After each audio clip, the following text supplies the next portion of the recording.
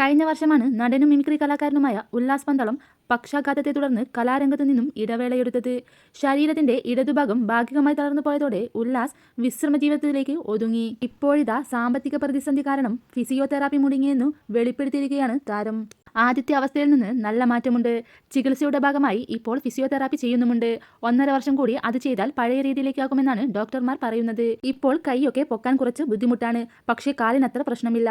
എന്നാൽ കാൽമുട്ടിനും നടുവുമൊക്കെ നല്ല വേദനയാണ്. കുറെ ഇരുന്നു കഴിഞ്ഞാൽ എഴുന്നേൽക്കുമ്പോൾ നന്നായി വേദനിക്കും.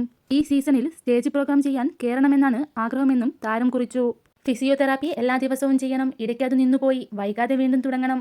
ഡോക്ടർമാർ പറയുന്നത് തെറാപ്പി മുടങ്ങരുതെന്നാണ്. തെറാപ്പി ചെയ്താലേ ഇനിയും ആരോഗ്യവാനാകൂ. തൽക്കാലം തെറാപ്പി മുടങ്ങി നിൽക്കുകയാണ്.